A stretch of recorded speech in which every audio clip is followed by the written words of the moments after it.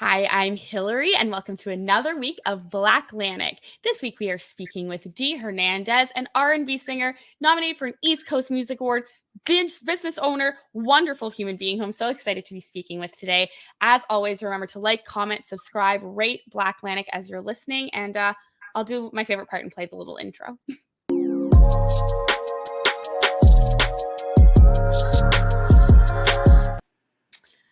I feel like I need to ask if our intro was okay since you're a musician. Yes, good. Yes, good, thank you. Yeah. How are you?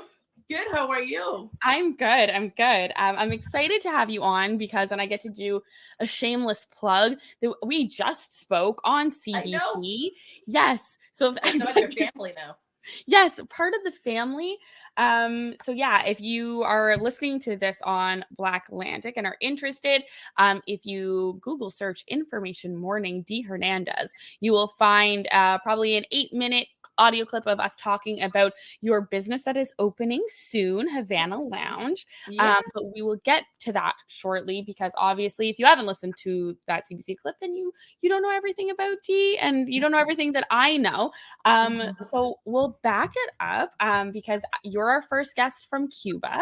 Yeah. We've had some lovely people from Dominican Republic on the show and other places down south, but no one from Cuba. Well, I love the fact that I'm the first one. I like that. Thank you. Every once in a while we have a couple firsts, which is pretty good. I like that. Last week was our first Black person from Newfoundland, and we often get asked, "Are there even Black people there?"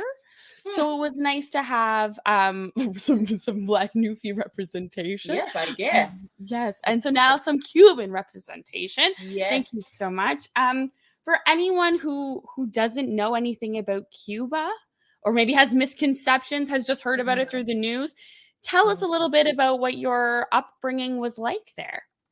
Well, I mean, I had a childhood just like most people. But it is a little different in if we compare the life as a child here in Cuba. Back home,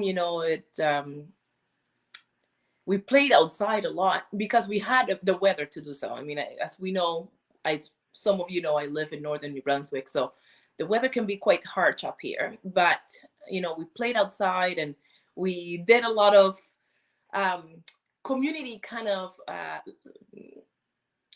relationship that we had as kids, and I did have a beautiful childhood. I had a family who was very musical, even though nobody actually went to music school, but my family tend to sing whenever things got tough. That's when they sang the most.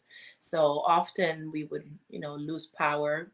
They would do like running blackouts in Cuba, and a lot of times that was the time that my family started singing, and you have every neighbor in our building. I lived in a building, and every neighbor would come, and we would basically gather in my house underneath candlelights and sing. So those are the kind of memories I have in Cuba. I also had a tough childhood. Cuba is quite poor, and it's under a communist regime. So a lot of people, it's the first question, "You're from Cuba. What are you doing here?" And my answer is, freedom. Freedom, food, good shoes, freedom of speech, and those are the little things that we take for granted a lot of times because, to say I don't like the way that my country is being run is a crime. To play a song that says something political against the regime that is in place, it's a bad thing to do. So you end up in jail and so things like that. So I grew up only knowing what I was told in the sense of the political part of it, that aspect. But at the same time, I grew up in a country where people loved each other. Community is a huge deal. Your neighbors are your family. Your family is more than family.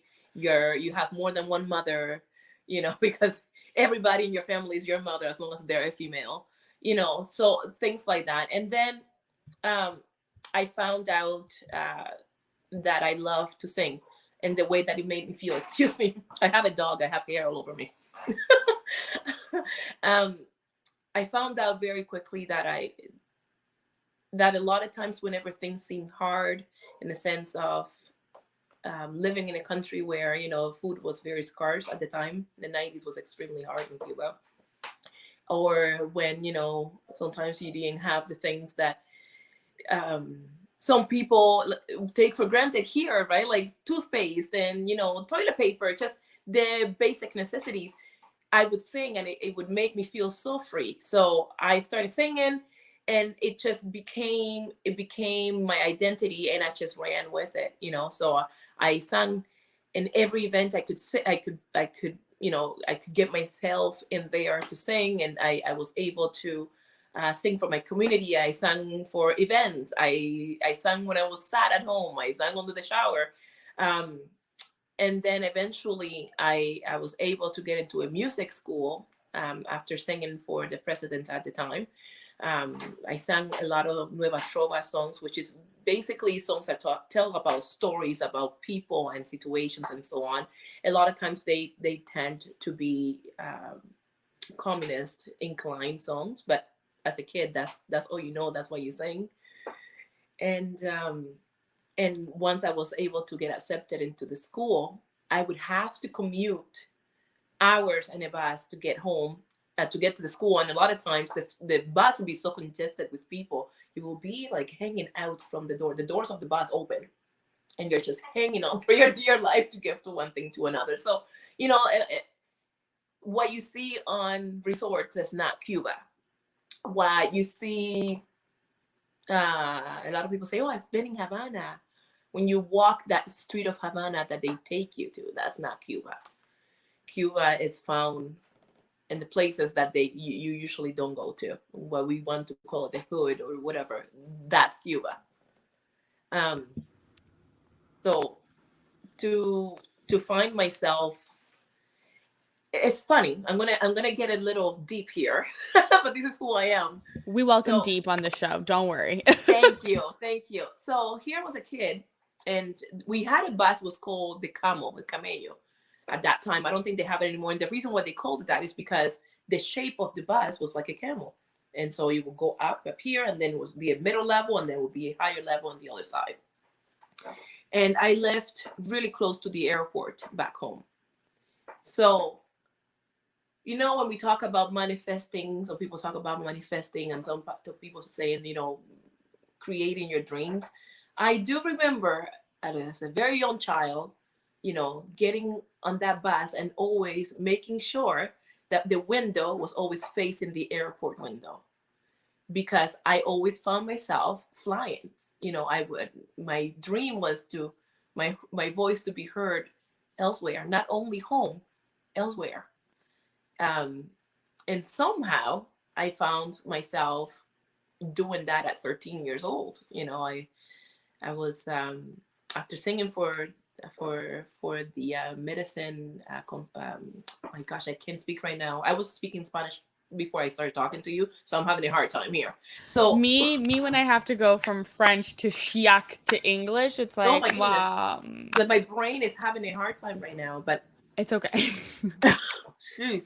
And after singing, I sang for the convention for medicine, International Convention of Medicine. There were countries from all over the world who came to Cuba and congregate and talk about medicine and all that stuff.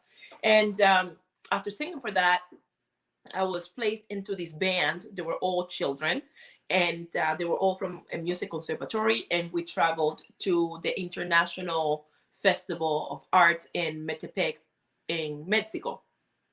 And that was my first time in a plane.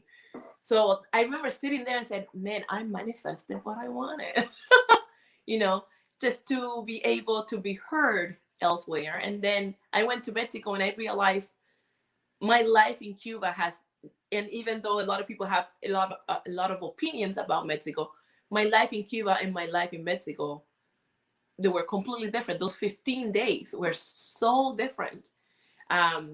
There were a lot of people, there were a lot of vehicles, even though Cuba has a lot of vehicles, but the amount of vehicles that I saw, that was a big difference to see something like that. To see that, you know, some people had so much, right? And so people had so little. And even though we have that in Cuba, it's not to the extent that I saw as a 13-year-old out of my country on in the first time. And to be completely honest, the amount of food was unreal. And so, as a 13-year-old, if you have any children who are teenagers, or if you're a teenager yourself, you eat. So it was nice. It was nice to see that much food. That's sad, but true. And going back home after those 15 days, there was something awakened in me. There was something longing. I knew I was longing for more when I was home, when I lived home. I had my family, and I had music, but there was something that wasn't enough. I still felt somewhat trapped, and I wanted a better life.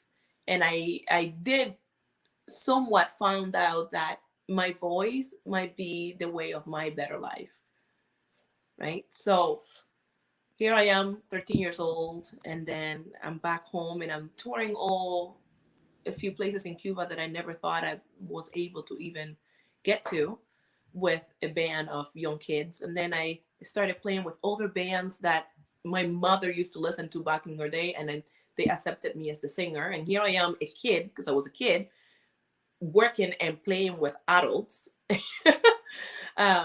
So that was an experience on its own, to be exposed to the nightlife, and that a lot of musicians tend to experience later on in their life. I was experiencing already at 14 years old, 13 years old. So I grew up fairly quickly, to say I the can least. imagine. Yes, Yeah. I grew up quickly. And Insane. then I came to Canada. I was 14, just right before I was turning 15. And it was to tour with Los Primos, which was a Cuba-Canada exchange Mhm. that they had. They still run this program. The people who run it, I believe, are in Nova Scotia. And what they do, they actually provide instruments to a lot of schools in the Conservatory of Music in Cuba.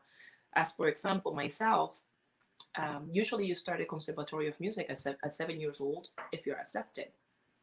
I was never accepted before. I lived extremely far from the school. I had no connections, because connections are a big deal, not only in my country, but everywhere. So if you know somebody that knows somebody, even though you're talented, sometimes that other person might take your place because they are talented as well, but they're better connected. So I couldn't get into the music school, but eventually, because of the things that I've done and what they did believe in my talent, they say, okay, we need to have this girl to sing. And I get to the music school, and I didn't have an instrument, and it was expected for you to study in order to be a good musician. Everything takes practice. You're not just talented. It takes practice to get better at what you do. So all of a sudden, I found myself playing piano. I never had a piano in my life. Didn't even know what to do with my fingers when I, found myself there. I'm in a school full of musicians, because they were most of them musicians when they were 7 years old. Here I am, 13, 12 years old, trying to catch up with the rest of them. So I found myself in a Conservatory of Music, playing concertos and playing sonatas, and I didn't even know what this was. So that on its own was a huge experience.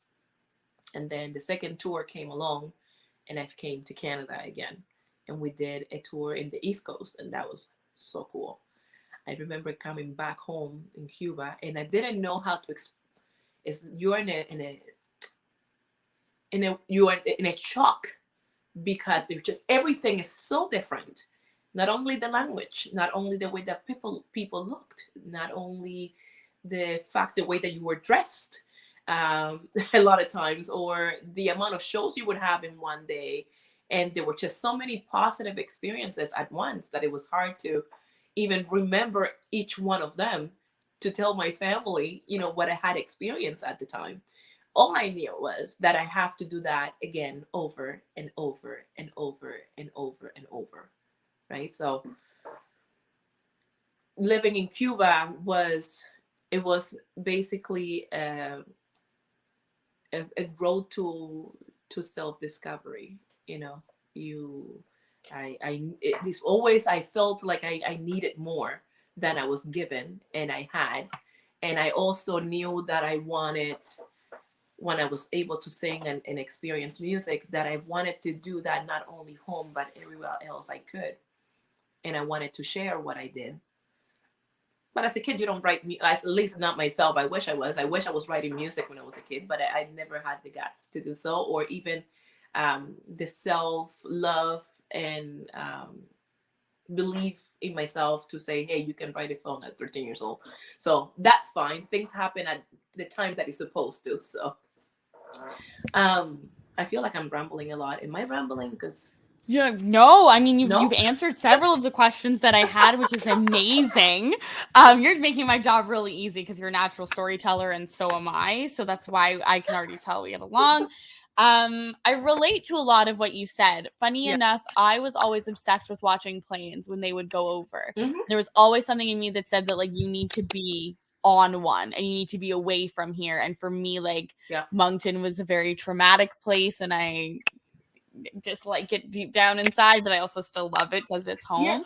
Yes. But I feel like I manifested that as well by just always, like, I would stop and I would try to squint and see what plane it was. Like, was it Air Canada? Is it Port? Or is it another one, to try to just be and exist elsewhere? And so for me, that was always a really big thing as well. Right. It's such an interesting like childhood and experience, and I can't imagine being so young and working with adults, like, not only that growing up experience, but being so talented to work with such amazing Oh people my with gosh. such wonderful careers. Like, that has to be such a wild experience, especially, like, I can't imagine, like, for me that would be the equivalent of like singing with Tina Turner. Like, that's my mom's person, and so for you to say that, like, I was singing Wow. with people that my mom listened to, I'm like, Yeah. Yeah. that's It was amazing. like, it was called La Banda Meteoros, and for anybody who's actually Cuban, they would know who I'm talking about. So they were almost like a band that they no longer were super popular, but they were at some point. But Sure. they decided, hey, let's put this band together again, and they chose me. So, you know, I'm a mother of teenagers, so now looking at that, I can't imagine. I can't imagine letting my kid doing that. But I loved every moment of what I did, and I Yeah. think I'm glad that my family had the trust in me, Mm-hmm. of knowing that the things that I did and the late nights, and the, you know, there were a lot of times were even dangerous, right? Because Right. it's not like here you took a taxi, we had money. Not saying that everybody has money, but there are some basic needs that a lot of us have, even though some people don't have them here. But in Right. Cuba, everybody is almost in that same boat. Right. So that, and it would sometimes allow you to make things easier. But when you're a kid at that age and you're taking, you know, a taxi in the middle of the night, 2, 3 o'clock in the morning, and you're trying to get, I lived in a very remote area, so even to get home, it was tough. So I can't imagine allowing my child to go through that. But as I said, I am very thankful that they had the trust in me to do that, because I don't think I would be a happy person if I didn't pursue what I wanted to pursue, you know. And it's funny how you said that you used to watch the airplanes, and that's what I did. It was just, I was obsessed with it. I was obsessed with a star. I talked as a kid. I talked to a star, and I told them all my secrets. You know, I want to sing here and I want to sing there, and you know, I want to sing this kind of music and I want to sing. And I always have this thing about R&B, and I know they call me an R&B singer, but I love jazz. I'm just a singer, you know, and whatever comes out of my vocals, that's what it is. It's just a sound, and I love jazz. I love R&B, and back home that was not an option, right? Because you obviously sing Cuban music, but I always like to put a little bit of whatever I heard in the radio of R&B or soul music. I always try to like throw it in there. And maybe that's what made me unique at the time, you know, because now you listen to a lot of Cuban music and it has that influence in there. It has that hip hop influence. It has the, although jazz was always influenced in a lot of Cuban music, but so it was an interesting thing even for me as a kid, knowing that I wanted something else but unable to vocalize it. Just go for it and just do it, you know. And also, I think when you're a kid, you think you're invincible, right? You're a Yes. superhero. Nothing bad could ever happen to you. So a lot of times I say, you know what? Maybe the experiences of being out and about late at night as a kid, with adults, gave me a little bit of emo or experience. So when I came to Canada at that age, I would make sure look at the look at the bad and the good, right? Like Hmm. pay attention to the things, your surroundings, who you're around, what you're doing. Um, so maybe that was like a prepping. Cuba was like my prep work in order to do my new life in Canada as a 15-year-old. I and when it never crossed my mind any type of failure, Wow. right? Like when I said, Amazing. you know what, I'm gonna stay here. Excuse me. I never thought, it never crossed my mind once, okay, what if this doesn't work? Or what if that we put as adults on ourselves? A lot of times we say, okay, we're gonna do this, but what about if this doesn't work? What if it's not accepted by those ones who are you're doing this for? Or that never crossed my mind. And I think that's what made it so positive, because I really did have a beautiful, positive transition to Canada It's in a amazing. sense of, yeah, in a sense of like personally. Right. Immigration was another story. Well, um, great segue. Well, because I am curious in terms of like having heard your story before, like the partnership and getting to tour in Canada, but then making that big leap to actually call Canada home. What was that experience like? If you want to share, it was scary. um, yeah, I can imagine. It was Yeah. scary because they you when you're making a decision like that coming from a country where I come from, Hmm. there are many things. So I'm linked to a government program. Like the government always has its hands on everything. It's either Right. music or everything, right? Their hands are in it. So one, I knew I wanted to stay here. First of all, I did the East Coast tour with that band, and I felt blessed to have that opportunity. Um, but the the people that went to see the band and went to see us loved what we did. We were not speaking in English. We were not playing in English. We were in English music. We were playing jazz. We were playing traditional Cuban music as well. Now most of the musicians in the band were little prodigies too, right? So that makes it really easy for people to love what we were doing. Um, but that I knew that in my head, I said I can do this without having to live in Cuba. This is my opportunity to first of all get a better life, and so diminish my struggles as a person and have my basic needs met, um, and also have the opportunity to have a music career, right? Like I think I told you when we first spoke, I came to Canada and said, I'm going to be as big as Michael Jackson, right? That didn't happen, but in my brain, it was very possible. So the decision was scary because I was scared for the implications of that decision for my family in Cuba, the relationship between myself and my family as well for making that decision. Um, my relationship with my grandfather was the man that raised me as well, because he was a communist man who I loved very much. So I was afraid of those things too. I was afraid of what happened to me as well. What if the government of Canada says no, you cannot stay here? If I go back home, I no longer have even access to a music school again.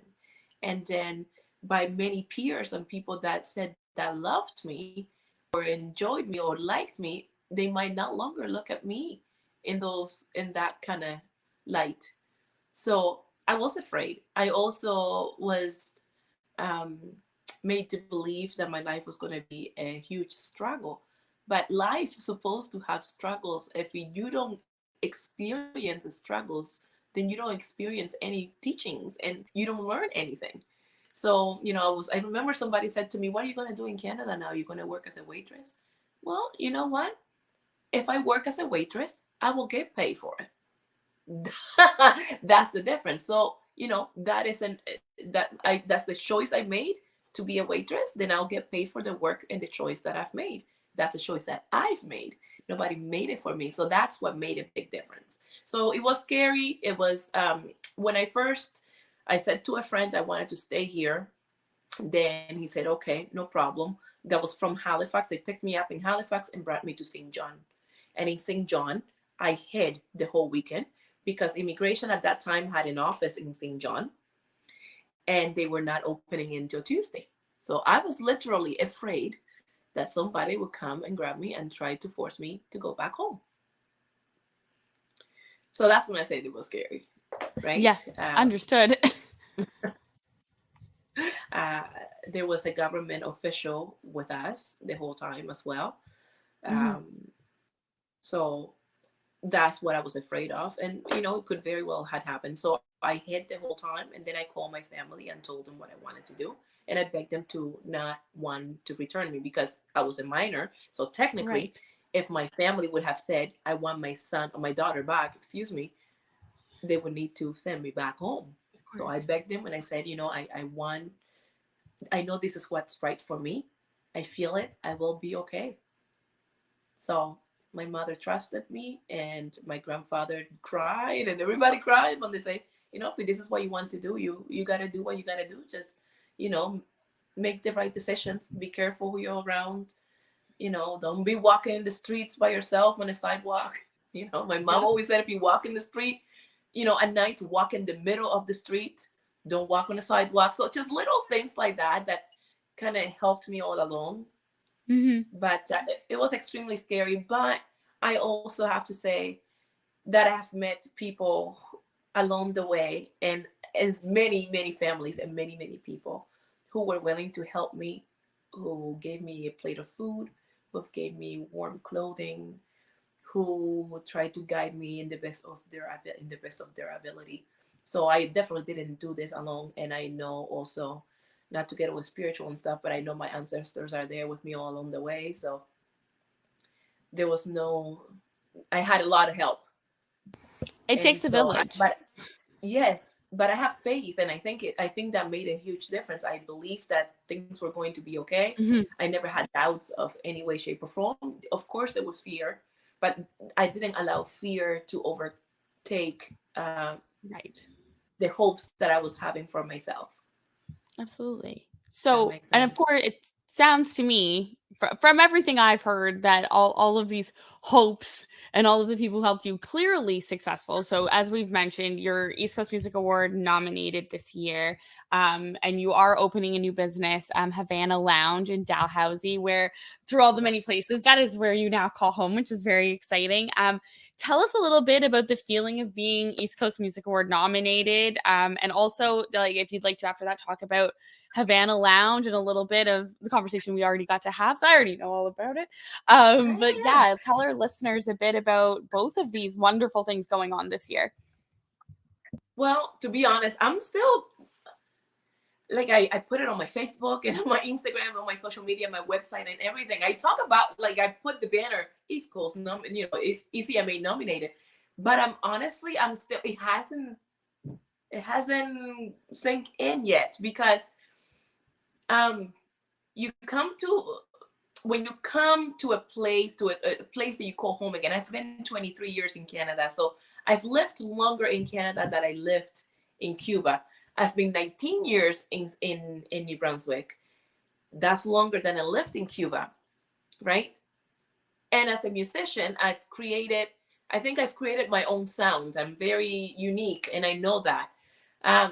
So first of all, to be looked as part of the musician community in New Brunswick is a big deal to me because you get recognition. And I know that we don't need, we don't need recognition. Yes, we do. Because you are contributing to a cultural status in this province.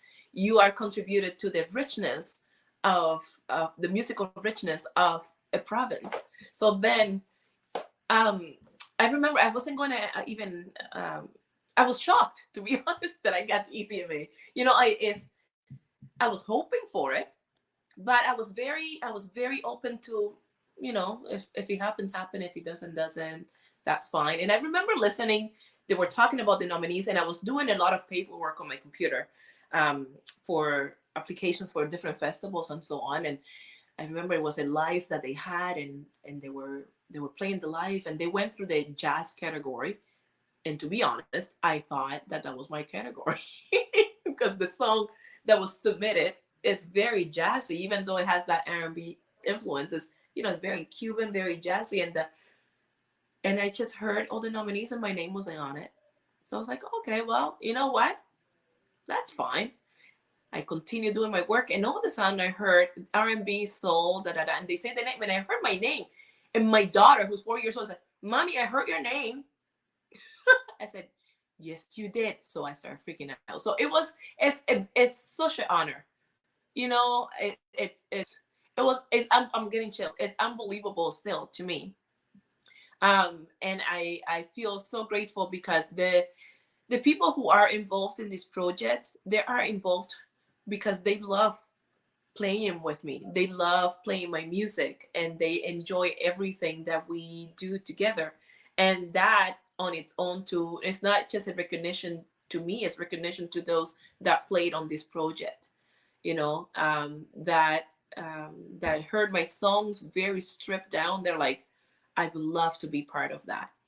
So it's a beautiful experience so far, and I can't wait until May arrives. I have been very busy with I have a stylist who got a hold of me, Lorraine Peters, and she's been so busy trying to make sure this girl looks good, because that's important. So I'm just soaking in little by little all the great things that come along with that. And when I moved, my husband is from Dalhousie. He was not living in Dalhousie, but I remember coming to Dalhousie and just having that feeling. It's a beautiful place. The second you get here, you get up into a mountain, and then all you see is water. And it reminds me of home, because as a kid, my parents would be like, okay, we're going to the beach. And going to the beach where I was from, it was like a big old deal. You got to get in the bus, and everybody takes food with them for the whole day and drinks. So it kind of made me feel that way, like I got to the top of the hill, and I remember as a kid seeing the water. I said, we are here. So that's the feeling that I got when I came to Dalhousie for the first time. Years passed, and I said to him, an offer was given to him for work, and financially it made sense, and here we are. And I thought, wouldn't it be cool if we had a place where we could hang? Go and have a Cuban coffee, because there's not a lot going on, even though there's such a beautiful community and beautiful people, beautiful scenery, but there's not a lot going on in Northern New Brunswick.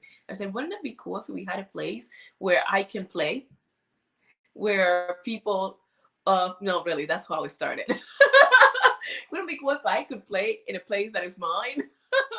And then would it be cool if I made beautiful relationship, and then people would come and play here too?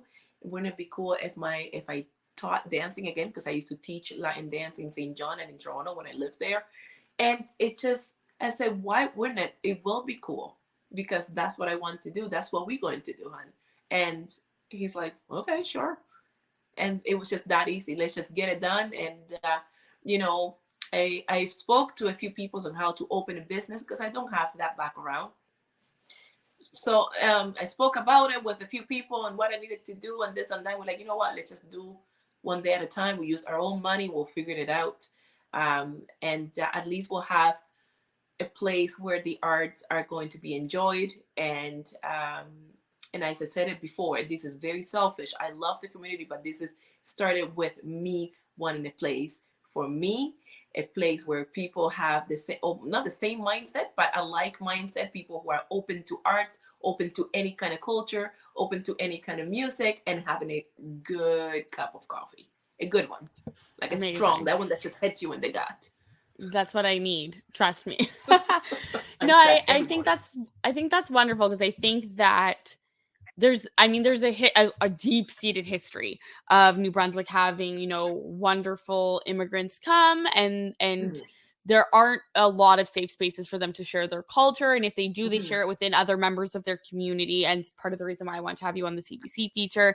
And it made sense to have you on Black Atlantic as well, is that like the willingness to share, not just with your own community, Mhm. but outside of Mhm. that with the white community that is there, with the other Yes. Black community that is there, Yes. because cult, multicultural sharing is beneficial to Mhm. everyone in society. And I think that that's Yeah. amazing. And I remember you mentioning that you wanted to have like astrology nights, other bands play, there's Yes. the Cuban coffee, like Yes. you've got a list of things, the Latin dancing, like it's Mhm. gonna be popping off It's gonna at be the Havana place. Lounge.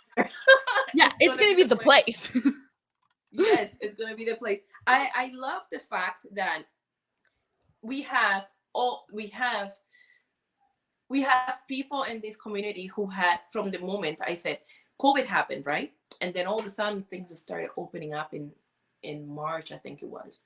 And I just posted, I'm gonna teach some Latin dance lessons for women only, because I find we do so much, because we do so much. At least myself as a parent, that's how I see it. We do so much. We do things at home. We do things for other people. We do things for family. We create the world. We procreate and keep populating the world. We need a place for us. So I thought this dance classes is going to be for women to get away from home, detach yourself from being a wife, a girlfriend, and all that stuff, and come and dance. Sweat a little, dance something that you probably didn't dance in the past because because where you live and because the opportunity was never there for you. And I was thinking, oh, I might need to do some advertising, maybe on the radio. That place was full, and it's all we live in. I live in a community where it's all word of mouth, right? Like a lot of people still don't have websites for their businesses, honestly, No because website, no people talk. Facebook. They talk, and then all of a sudden it's like, they know everything already, and that's beautiful. So I found it was very complimentary to me, and it was a beautiful gesture to find all these women who decided to come and then share with their friends, you need to go to these dance lessons. So I thought if I had that kind of support, I have to somehow give back. And also, a lot of times when you find racial differences and people are acting some kind of ways because they've never been exposed to it. So why do we separate ourselves when we're supposed to be united?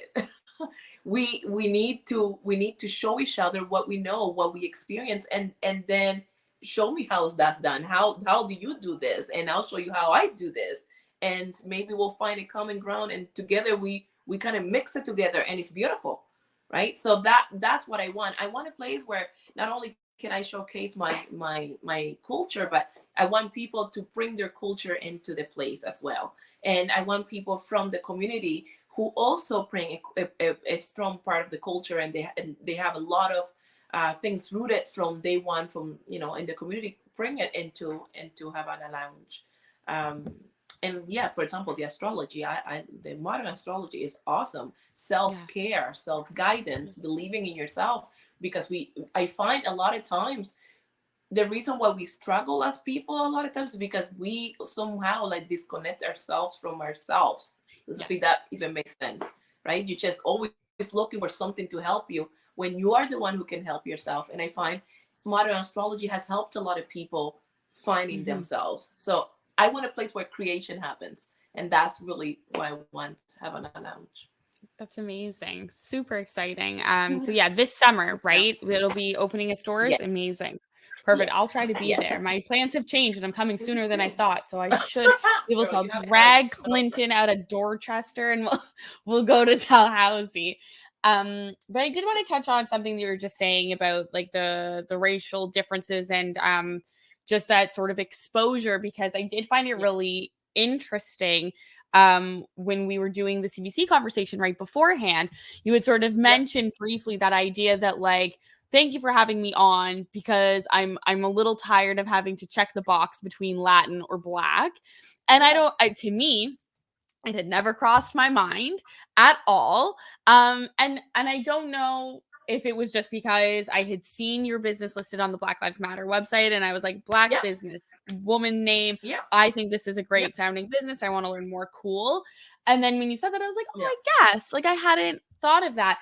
And I'm also curious, how, because you've mentioned Dalhousie being lovely once you got there, in the sense of the landscape being the same, but I'm curious, like, if people there, because I don't know that I've ever even really been, and I would perceive it, and what I know from New Brunswick, to be white, and so maybe your appearance maybe Yes. had shocked some people initially.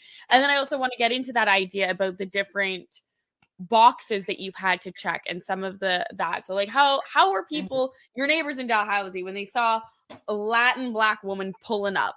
Where did people ever say anything? Was there ever any kind of palatable discomfort, or was it all open arms from start to It was now? all open arms. My husband is a white man, and he's from here. Yes. So everybody knows already that he has a Black wife before we moved, right? Now, do I find people stare at especially when I first moved here and they didn't know? Yes, but also I know it's a small community, so everybody knows everybody. So I think a lot of times even people would stare because they knew that this was owned by somebody else. All of a sudden, there's a different car and this woman outside, right? So yes, there's always going to be somebody who looks at you and they're not sure, or they just stare because, whatever reason. Did I have any kind of discomfort? No, zero. I think also I'm very comfortable being who I am and looking how I look. So I think the fact that let me see how I say this, that I walk around like I just belong, because I do, it makes it a little comfortable for people. I don't walk around in eggshells. I don't walk around, wondering if people looking at me. Well, you should look at me because I dress for people to look at me. I present myself for people to look at me. I expect people to look at me, right? I think, you know what I mean? Like, I'm not shying away from anything or anybody. So that to me, and I'm used to it, because when I moved to Canada, I did have that. I was, I think in St. John, I was the only third Black person in the school, and I was the second immigrant in the school. So I got used to that, So then, of course, moving to that house, there's people who do, who stare and wasn't sure, if she knew who she married to, what's your connection with the town. Because a lot of times, even last names, they ask, oh, what's your last name? My last name is da-da-da, and they're, oh, okay, so you're married to this family. So that's really, I find, what it is. It is very white, but we also have a native reserve really close to us. So, so that's that.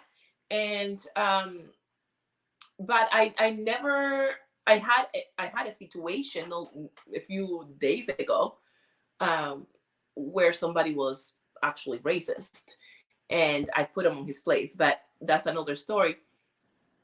But that, in 23 years, that was my first experience.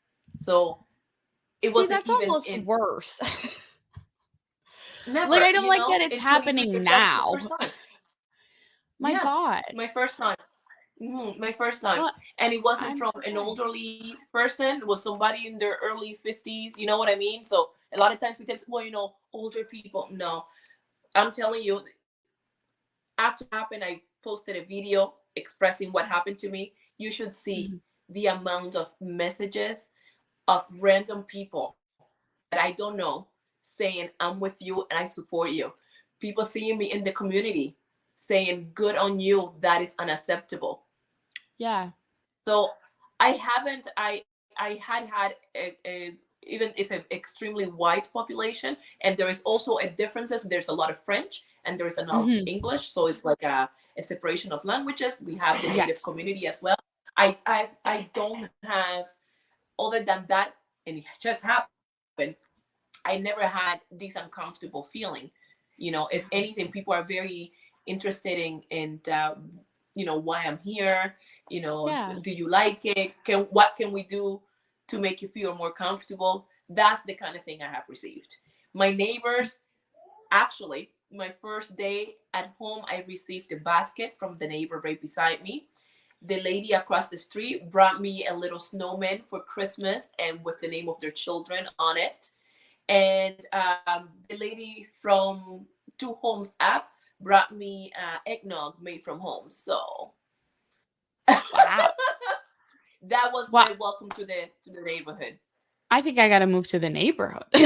Like, Girl, tell me who this one that's, racist person is to avoid, and I think I'm on my way because I mean and that's even I got him was a nothing. business owner, and he was a business owner, and he just came off to the wrong person, right? Like he shows me, and I was not the one. So now there's many people that are no longer. He has a business for over 30 years who are never going back.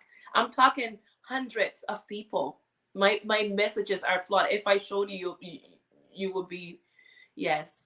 So you know, I mean, I definitely it's an relate experience. to, yeah, I relate to like the you picked the wrong one energy. I'm Yes. definitely, and I'm also always trying to be seen as well. So I get you on all of those fronts.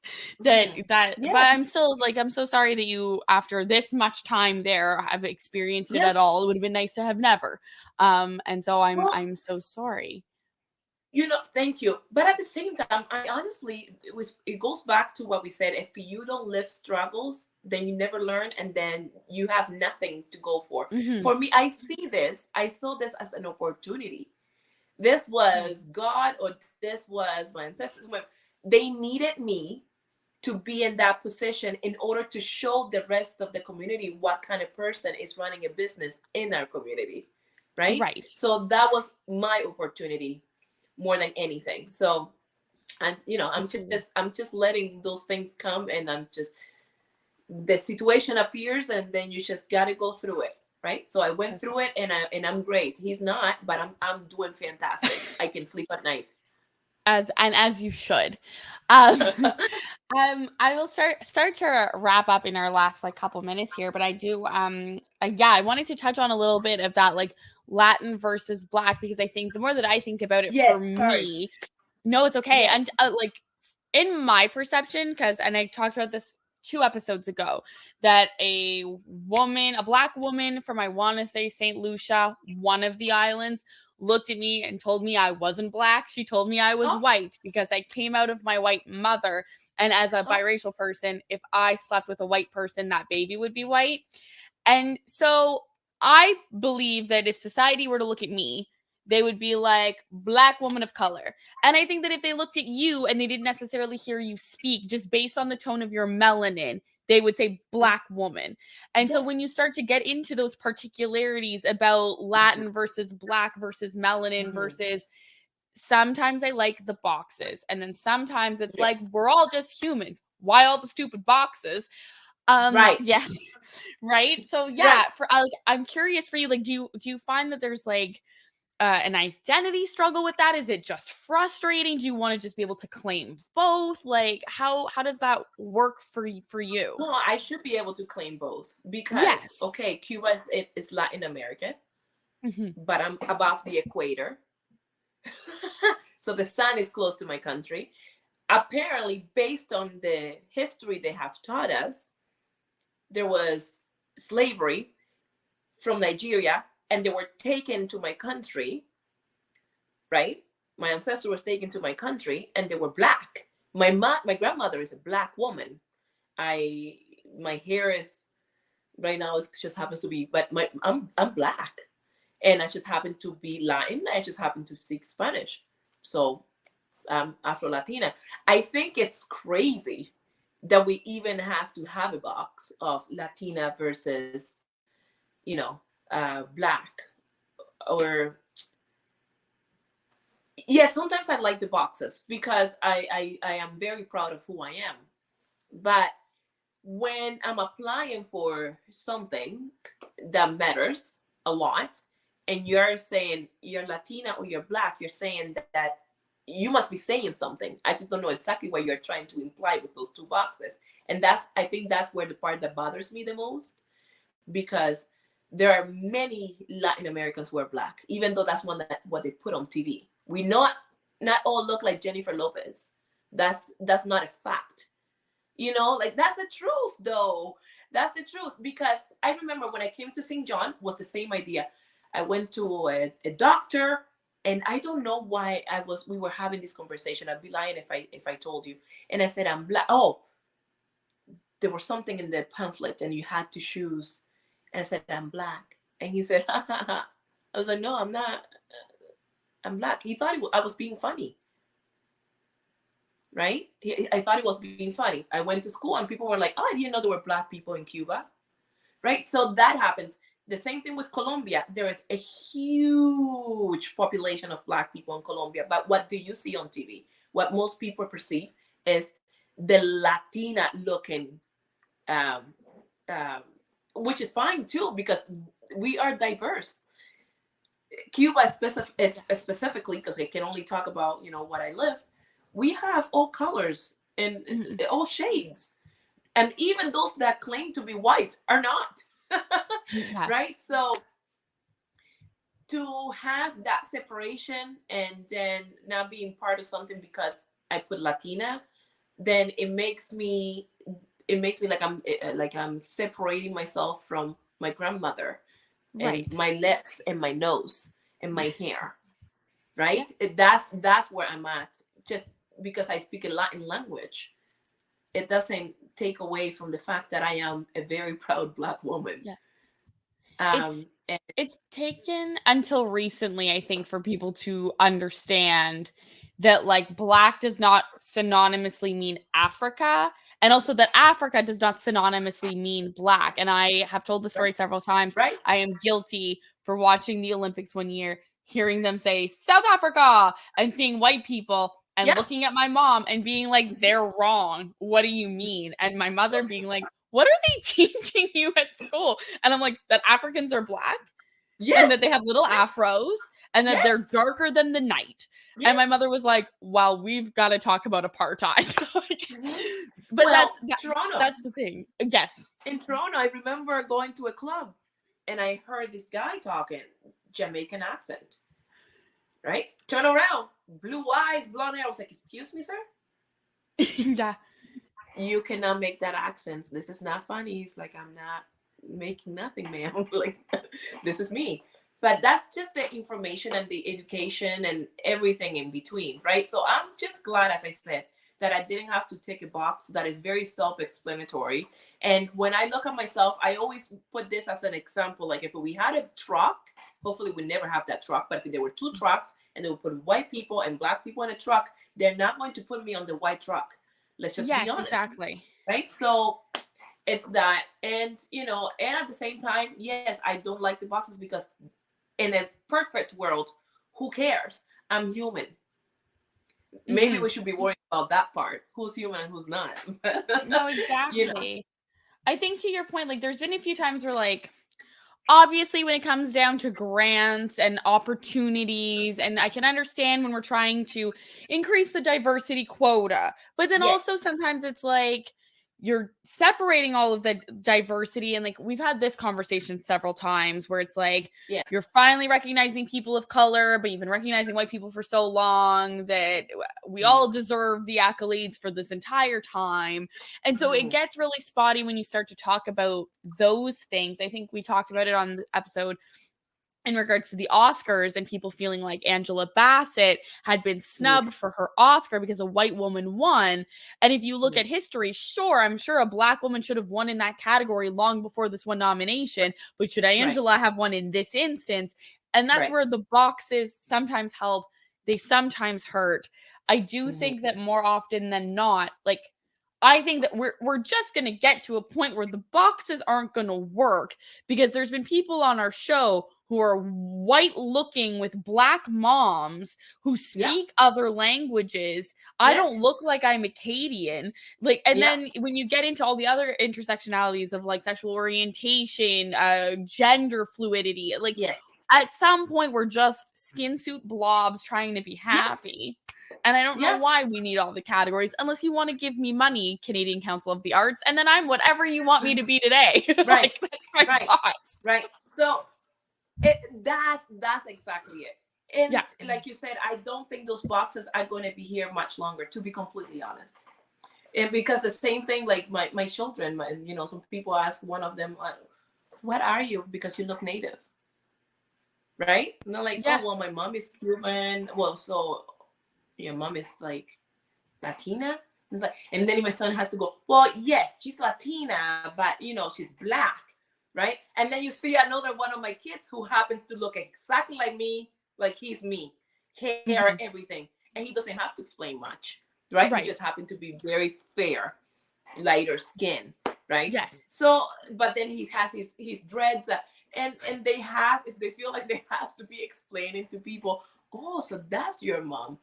But it would be wonderful if we just got it, that we understood that, that in Cuba there were black people, probably natives of Cuba, not necessarily taken from Africa, but you're from a place where there is sun. Most likely there were people that looked like me, not only native. Right. Most likely. And that's what it is. And that we just happen to speak a Latin language because Spain at some point was, Yes. in Cuba and so on. But it would be wonderful. It's history. That's it, right? Like if we just go based on that history, that would give you a little bit of an explanation why I look the way I do. Absolutely. So. Amazing. Perfect. Bro, I'm going to stop us here. We are right on time. Dee, thank you so much for coming on Black Atlantic. No, thank you so much for having me. Of course. So I will put all of the links in your description. Once Havana Lounge opens, let us know. We will definitely share all of the stuff you've got going on there, and we will try to make a trek and visit. I am Crapberry on all social medias. Clinton, who's not here, is Clinton Davis _. Dee, thank you so much. My pleasure, dear. Talk to you soon.